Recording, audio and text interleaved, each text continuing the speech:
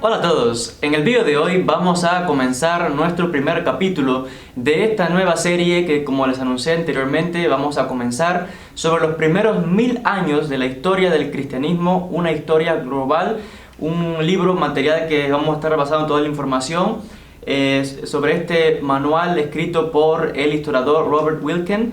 Este libro de texto puramente histórico que nos narra estos 1000 años que tomó realmente el cristianismo para desarrollar la forma definitiva tal y como lo conocemos hoy día.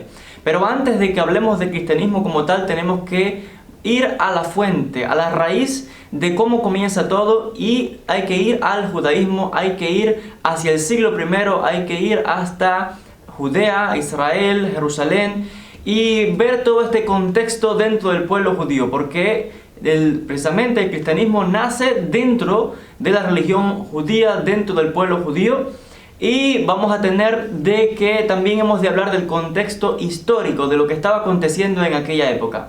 Primeramente tenemos que hablar en este caso del Imperio Romano. Hay que decir de que el Imperio Romano, que se había expandido más allá de Italia, había conquistado grandes territorios por todo el norte de África, había conquistado Egipto, había conquistado lo que se conoce como la zona del Levante. En el siglo I antes de nuestra era, había realmente expandido territorios y conquistado el territorio de lo que se conoce como Judea o Israel, o que llaman Palestina también, se llamaría más tarde así. Por tanto, el pueblo judío en este caso estaba bajo la dominación de los romanos. Algo muy importante que hay que mencionar es cuando tuvo comienzo todo este imperio como tal, ¿no? Hubieron diferentes etapas, por supuesto, de expansión, pero cuando hablamos de imperio tenemos que hacer referencia a un punto importante, y está relacionado con el que sería el primer emperador, en este caso César Augusto. Su nombre, Octavio, el hijo adoptivo de Julio César, quien se convertiría en el líder absoluto de Roma, del Imperio Romano, cuando en el año 31 antes de nuestra era derrota al general romano Marco Antonio y a Cleopatra, en este caso su amante, cuando en la batalla de Actium en el año 31 Octavio derrota a Marco Antonio, en este caso logra adquirir el poder absoluto, y cuando regresa a Roma realiza una serie de transformaciones importantes, y como ya mencioné, declarándose en este caso se le da el título también de Augusto o Augustus, que significa en este caso prominente o el majestuoso, y sabemos que entonces se le conocería como César Augusto, el primer emperador. Y hay que decir de que Augusto realmente hizo una serie de transformaciones importantes y va a gobernar por aproximadamente 41 años, falleciendo hacia el año 14 después del nacimiento de Jesús en este caso. Por tanto, la figura central en este caso, Jesús de Nazaret, o Yeshua como le llaman en hebreo, va a nacer durante el año del reinado del, en este caso, emperador Augusto, César Augusto.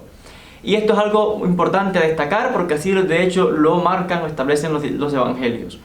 En cuanto a, en este caso, lo que estaba aconteciendo con el territorio de Judea, hay que tener presente el momento histórico en el que nace Jesús, además de lo relacionado con Roma.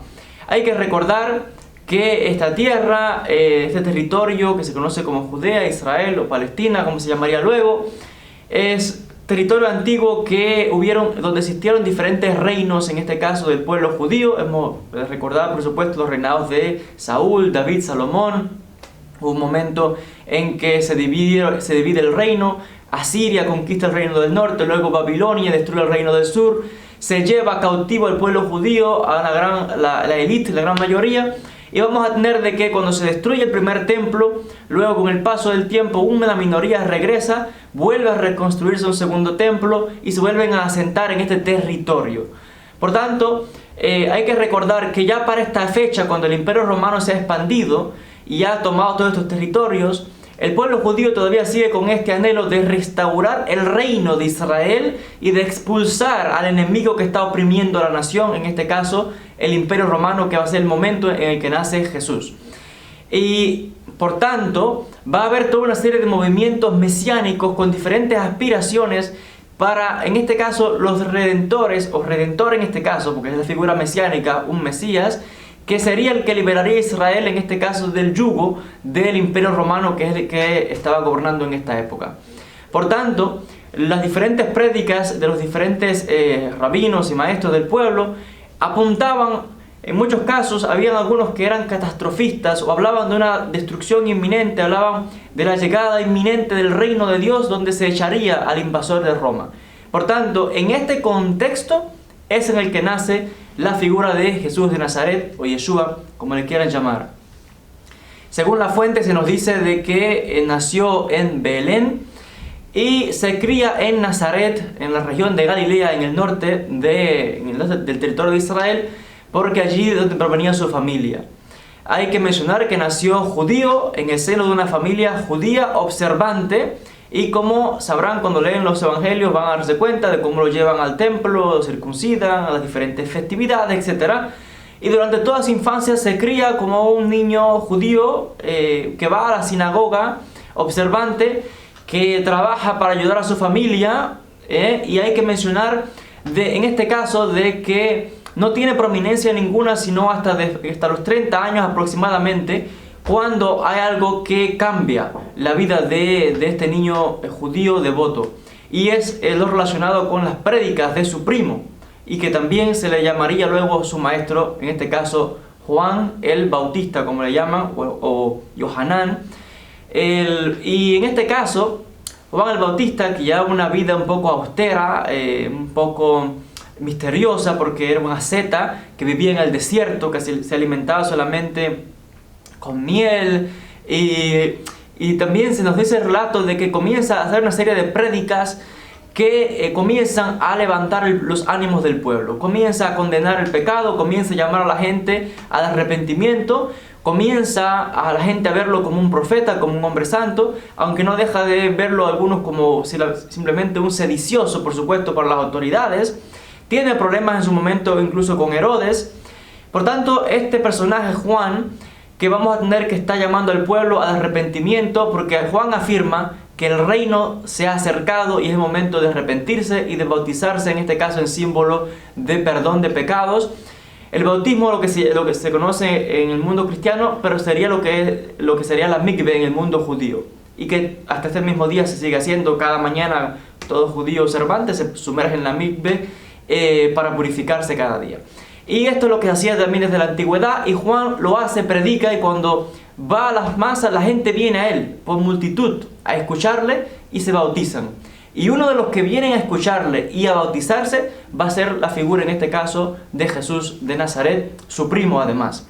Y aquí hay un cambio total luego del bautismo de Jesús, porque luego de que escucha las prédicas de Juan, luego de que se bautiza, vamos a tener de que hace lo mismo que Juan, pero con una diferencia. Juan es un asceta que se va al desierto, alejado de la gente, no sé cuándo salga y da sus prédicas, pero Jesús es diferente, porque él va a los pueblos, a las aldeas, de casa en casa con las personas, interactúa con las personas para llevar este mensaje, igual que el mensaje de Juan, y llamando a las personas al arrepentimiento, porque el reino de los cielos o el reino de Dios se había acercado, y de hecho llamaba a la gente al bautismo también.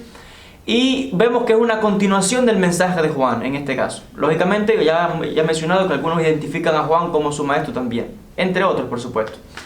En este caso hay que decir de que en su momento Juan, por supuesto, con este tipo de prédicas se mete en problemas con Herodes, lo echan a prisión, es decapitado, y vemos entonces que la figura de Jesús toma prominencia en los textos, en los evangelios.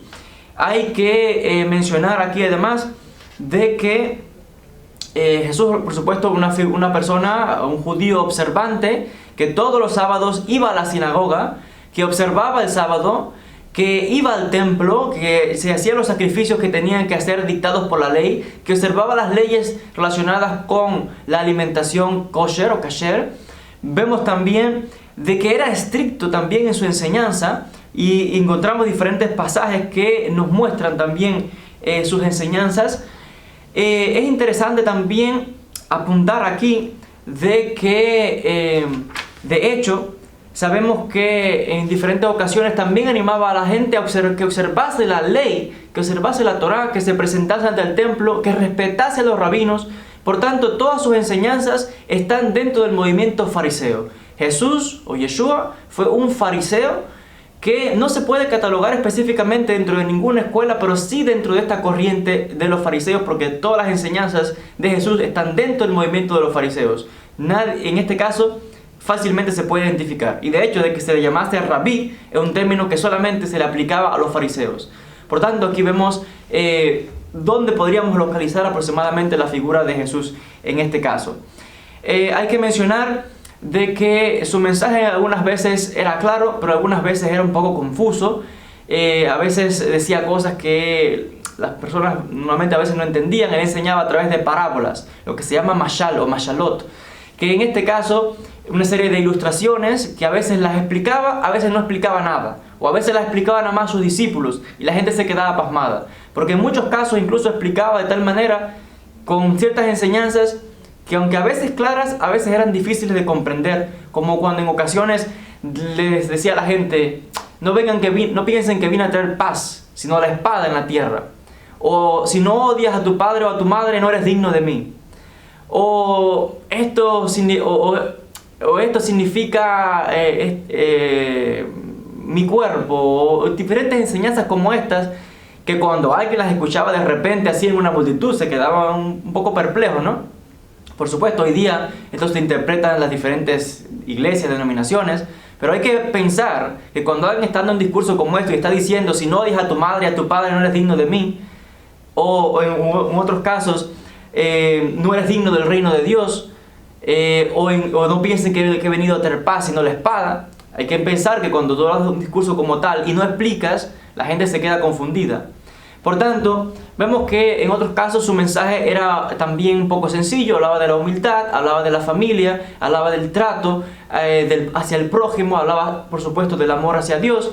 Por tanto, vemos en él una figura que era por supuesto humilde, sencilla, pero también enérgica, como tenía que ser, o actuar con, en este caso, con bravura o con rigor en muchos casos también. Por tanto, vemos aquí a un judío observante de la ley estrictamente y a veces también flexible. Vemos ambos lados. A veces seguía las enseñanzas de la escuela de Hillel, a veces las enseñanzas de la escuela de Shammai, que era más dura. Por tanto, vemos aquí a un rabino fariseo que toma enseñanzas de diferentes escuelas para crear su propia escuela o su propio movimiento en este caso. Vemos que en diferentes ocasiones, ya mencioné, que incluso animaba a la gente y les mencionaba de que se presentasen en el templo, que llevasen las ofrendas, que se presentasen ante el sacerdote, como en una ocasión hay que recordar de que se menciona de que él tenía esta facultad de obrar milagros, incluso también se le llama profeta, y luego que realizaba esta serie de curaciones, mandaba a la gente a que fueran al templo, que se presentasen ante el sacerdote, que hicieran las ofrendas, los sacrificios pertinentes de acuerdo con la ley, porque esto es lo que mandaba la ley en Israel, y él, como un rabino fariseo, mandaba que se siguiera estas observancias en este caso. Y es muy interesante otra vez que estamos viendo toda una figura, que todas las enseñanzas son simplemente repeticiones de las mismas enseñanzas del judaísmo dentro del pueblo judío en este caso. Y como judío dentro del pueblo judío, dentro del movimiento fariseo, esto es lo que enseñaba, a diferencia de que mucha gente hoy día cuando leen los textos desconocen, por ejemplo, las enseñanzas del pueblo judío en su esencia y creen que lo que Jesús enseñó fue todo nuevo, revolucionario. Cuando analizamos la fuente nos damos cuenta de que lo que Jesús enseñó en muchos casos era repetición de las enseñanzas de muchos maestros, entre ellos, por ejemplo, el gran rabí Hillel en este caso. De todo ello vamos a dar, por supuesto, con más detalle en próximos vídeos. Siempre su énfasis otra vez fue, en este caso, en el amor a Dios, al prójimo, etc. Y poco a poco sus discípulos comenzaron a verlo como aquel que podría redimir a Israel. Porque todo el tiempo está hablando sobre el reino de Dios, sobre el reino de Dios. Y cuando en Israel se habla de un reino, se está hablando de un reino como el reino de la antigüedad, de la restauración de un reino, como era el reino de David. Porque de hecho el Mesías sería descendiente de la línea de David y restauraría un reino en Israel, en la tierra, y echaría al enemigo que sería Roma. Por tanto, la gente comenzó a verla como posiblemente aquel que echaría a los romanos, aquel descendiente de David, aquel que podría ser el que podría instaurar el reino en la tierra. Y de hecho su mensaje, la famosa por ejemplo oración del Padre Nuestro, donde él le enseña a orar, de hecho ahí menciona el reino otra vez, que venga tu reino sobre la tierra, todo el tiempo menciona este reino, el reino está entre ustedes, es inminente, y de hecho hablaba como que el reino ya estaba ahí, en medio de ustedes, incluso les dijo en una ocasión. Por tanto, ese tipo de mensaje tenía cierta connotación también política, porque estamos hablando de un reino, a diferencia de cómo lo quieran interpretar hoy día las diferentes denominaciones, dicen no, es espiritual o es en los cielos. Cuando este mensaje se hablaba en Israel en el siglo I y los romanos escuchaban esto se podía considerar política, se podía considerar sedición. Y en la mente del judío en la antigüedad, en el siglo I, cuando se hablaba del reino de Dios, se entendía automáticamente de que era un reino físico en la tierra de Israel, con un hombre gobernando, guiado por Dios en este caso. Por eso se le llama reino, en este caso, reino de Dios. Porque aquel que gobernaba, el rey, se creía que estaba puesto ahí por Dios. Por tanto, el que gobernaba era Dios a través de este Mesías o ungido en la tierra. Y si hablas de un reino en Israel en la tierra, estás hablando de sublevación, de echar a los romanos, que son el enemigo, que son el invasor. Por tanto, esto creó ciertos conflictos y de hecho va a causar que en diferentes ocasiones hay diferentes episodios donde vamos a tener de que comienzan a echarle ojo a Jesús en este caso. Va a tener problemas con la élite que gobernaba en Israel, que en aquella época no se piensa que el pueblo se autogobernaba ni que podían mandar. El que mandaba era Roma y tenía una élite que eran los saduceos, que tenían el control del templo y también parte del Sanedrín, aunque el Sanedrín estaba compuesto de saduceos y fariseos. Los fariseos eran amados por el pueblo porque eran los maestros del pueblo. Los saduceos eran los que estaban al servicio de Roma. Y cualquiera que venía del movimiento de los fariseos como Jesús, hablando de un Mesías, de un reino de Dios, enseguida los saduceos le echaban el ojo porque estaba en una posición económica bien, lo denunciaban y lo mataban. No se crean que Jesús fue el único que en su momento fue muerto por los romanos. Hubieron montones de Mesías antes y después de él que también fueron ejecutados por los romanos. Por tanto, vamos a tener que aquí tener diferentes conflictos con los saduceos en este caso. Vamos a tener entonces que hemos mencionado que tenía discípulos. En un momento escoge a 12 discípulos, cada uno correspondiéndose a cada una de las 12 tribus de Israel. Y de hecho leemos ciertas promesas que se hacen a ellos donde dicen, en el reino de Dios, cada uno de ustedes se va a sentar sobre 12 tronos y va a gobernar las 12 tribus de Israel. Por tanto, vemos que el mensaje de Jesús todo el tiempo estaba enfocado hacia el pueblo judío, siendo el judío, predicando en territorio judío, porque nunca entró a ninguna ciudad que fuese gentil, sino que de hecho él mismo afirmó, no vine a buscar a nadie más, sino a las ovejas perdidas de la casa de Israel. Y es interesante esto porque, por supuesto, con el paso del tiempo, cuando se escriben luego los evangelios, se van a hacer una serie de agregaciones a los textos para modificar o para adaptar lo que más tarde se conocería como el cristianismo a esta idea universal.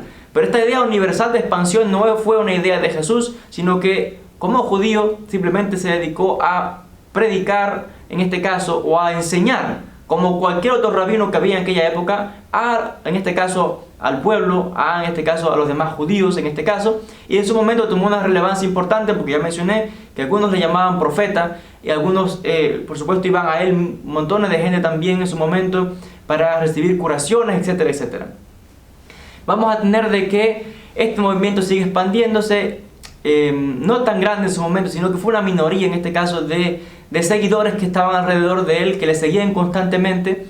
Entre sus apóstoles y seguidores habían ciertos judíos que también eran enérgicos, como el caso de Pedro. También había algunos que eran celotes, o sea, todos dentro del movimiento de los fariseos. Celotes que eran simplemente fariseos que tomaban armas a luchar contra los romanos. Y de hecho habían al menos uno o dos de sus discípulos que estaban dentro de este movimiento.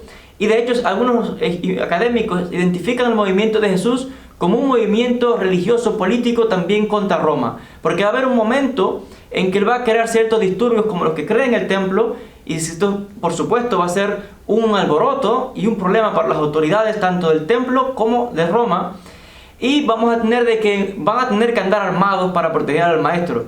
Y prueba de ello lo tenemos cuando finalmente le echan mano en el jardín de Getsemaní y vienen los oficiales y los rodean Y dice el relato de que uno de sus discípulos saca una espada y ataca, en este caso Pedro, y le corta la oreja a Malco, al esclavo del sumo sacerdote. Por tanto, andaban armados. Y si andaban armados es porque tenían miedo de que algo fuera a causar.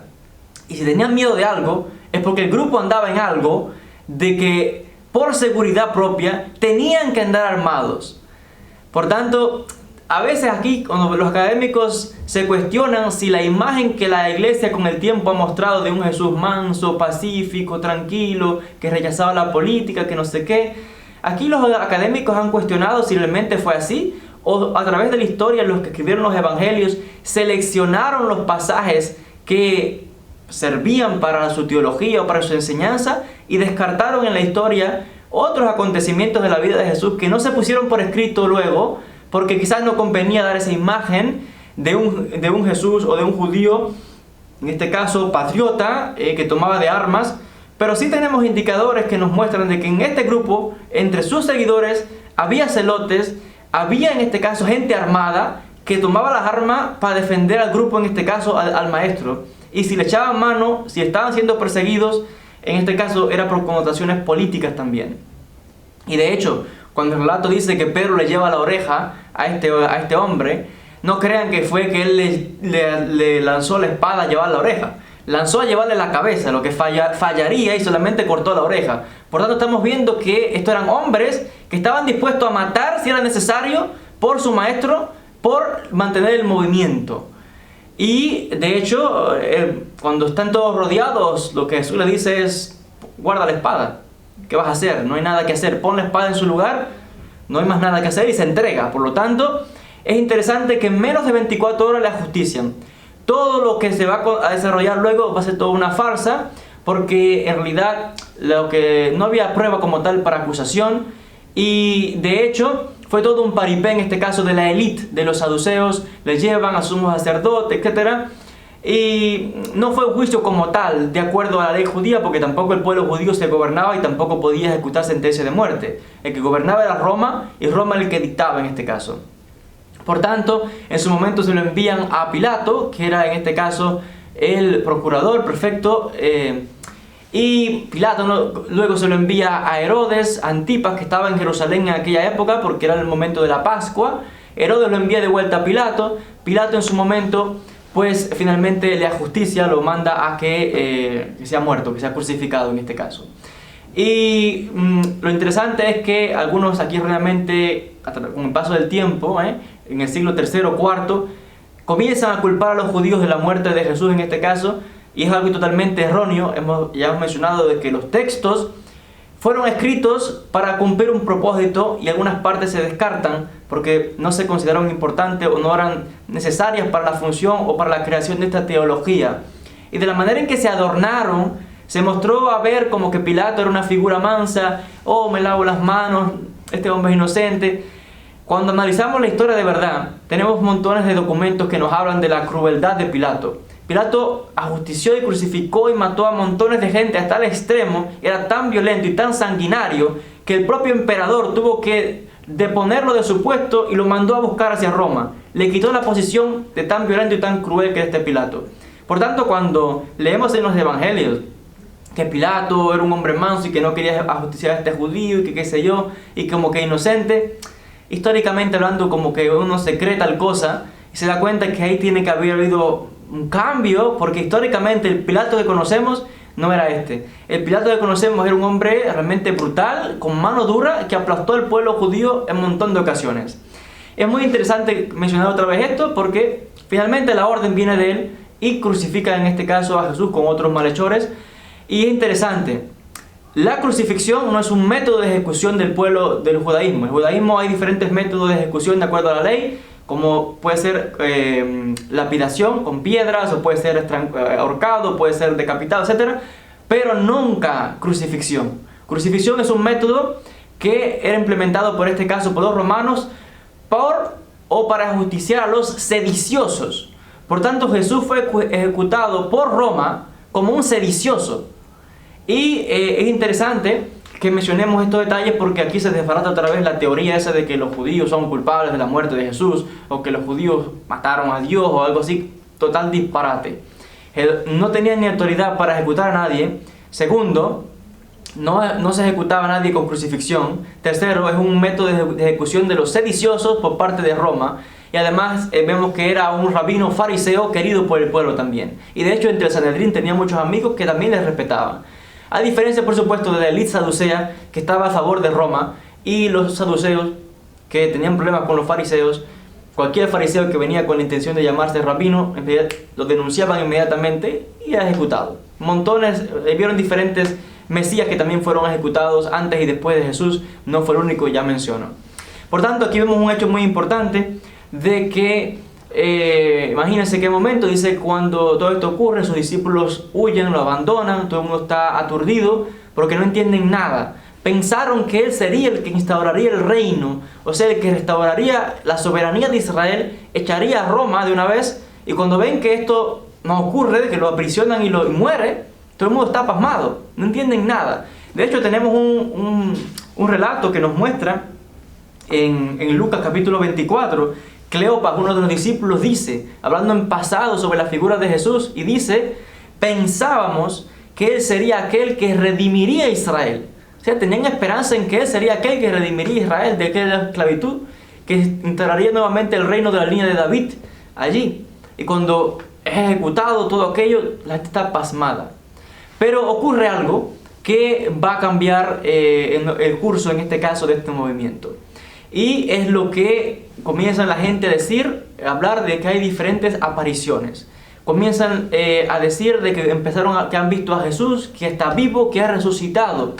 Y estas diferentes apariciones comienzan a esparcirse, a regarse entre los seguidores, y la gente empieza a decir que lo han visto en Jerusalén, que lo vieron en tal sitio, y que se comienza a aparecer a sus discípulos y seguidores. Por tanto, aquí hay un cambio total en la actitud de las personas, donde comienzan a hablar de una resurrección, se va a la tumba, el cuerpo no está, acusan a los discípulos de haberse robado el cuerpo para que crean que ha resucitado, todo un conflicto en Jerusalén, tremendo aquel alboroto. Por tanto, de hecho, para que tengan una idea, si lo que acabamos de explicar es correcto, de cómo los discípulos lo veían a él como aquel que instalaría un reino en la tierra, en aquel momento, en Israel, y es que cuando resucita Jesús, dice el libro de los Hechos, que sus discípulos se reúnen con él y la primera pregunta que le hacen es, cito, dice, Señor, ¿cuándo restaurarás el reino a Israel? Es una pregunta con connotaciones políticas. Por tanto, lo primero que le están preguntando otra vez es ¿cuándo vas a instaurar el reino a Israel? El reino que has predicado, que viene ahora, que está aquí, que ya, ¿cuándo? Por tanto, estamos viendo que este es un movimiento que tenía una inclinación, en este caso, política, militar, andaban armados, un grupo de que los romanos lógicamente lo vieron como un grupo sedicioso porque los persiguieron también, eliminaron al líder en este caso, y estamos viendo que aún después de este relato de esta aparición o resurrección, la pregunta inmediata de los discípulos es, ¿qué hacemos ahora? ¿Cuándo vas a instaurar el reino? Ya, aquí en Israel. Por lo tanto, estamos viendo de que esta idea de un reino de Dios en las nubes, en el cielo, que no sé qué, esa no es el entendimiento de las personas de aquella época. Estamos hablando de un gobierno físico en la tierra con un rey y echar a los romanos. Y por supuesto, el emperador no le gustaba aquello. Y a las autoridades romanas, a nadie en este caso. Por tanto, un judío con tales enseñanzas, con tal indicación, inmediatamente le echaron mano y él le elimina en este caso. Pero lo interesante es que, por supuesto, esta imagen no era tan plausible luego de que el cristianismo se convierte en religión del Imperio Romano y comienzan a cambiar las doctrinas y las enseñanzas, y que empiezan a decir, se empieza a mostrar una imagen diferente, se empieza a crear del Jesús o Yeshua histórico, un judío observante, devoto, estricto de la ley, algunas veces flexible, pero muy observante. De esta figura luego se le comienza a adornar. Oh, una figura mansa, que no se metía en problemas, tranquilo, inocente, que no sé qué. Y comienza entonces a echarle la culpa a los judíos, fueron los que lo asesinaron. Por supuesto, ¿qué vas a decir? Si Roma se convierte en la religión oficial de Roma, y que vas a decir que ustedes mismos, o en este caso Roma misma, asesinó o mató a su Dios. Y por tanto, si el judío es enemigo, vamos a echar la culpa a ellos. Como siempre, la culpa toda la paga el judío en este caso. Y eso fue lo que aconteció, y lamentablemente con el paso del tiempo estas ideas fueron esparciéndose con el cristianismo, luego que se independiza de la religión madre que es el judaísmo, y esto causó también mucha matanza y sufrimiento del pueblo judío. Hasta el día de hoy tenemos gente ignorante que todavía sigue afirmando y creyendo, oh, los judíos mataron a Jesús o mataron a Dios, lo que es algo también, otra vez ya mencioné, incomprensible y ilógico, tanto desde el punto de vista histórico como desde el punto de vista de la misma teología cristiana, porque los mismos cristianos afirman de que el Mesías vendría a morir. Por tanto, si Jesús murió, eso es lo que técnicamente lo que la teología está pidiendo. Entonces, me estás diciendo, ¿por qué culpas a los judíos si supuestamente están cumpliendo con la misión de este personaje, de que tenía que morir? Son una serie de conflictos teológicos ilógicos, pero que simplemente los menciono como preámbulo general de todo este acontecimiento y de lo que aconteció en aquella época. Vamos en un próximo vídeo a ahondar un poquito más, vamos a continuar expandiendo y hablando de las diferentes comunidades, de un movimiento que hasta este momento todavía es un movimiento judío, puramente judío, observante de la ley y de las tradiciones, y que luego va a ir poco a poco desprendiéndose, y cuando comienzan a entrar los diferentes gentiles dentro del movimiento, pues con diferentes ideas, con diferentes teorías, con ideas platónicas, van entonces a ocurrir un cambio dramático y va a desarrollarse poco a poco, con el paso de los siglos, va a desarrollarse luego la teología cristiana tal y como la conocemos hoy día. Hasta aquí este vídeo con este primer capítulo, 36 capítulos como ya mencioné. Hasta aquí este primer vídeo. Gracias a todos por la atención y hasta un próximo encuentro. Saludos para todos.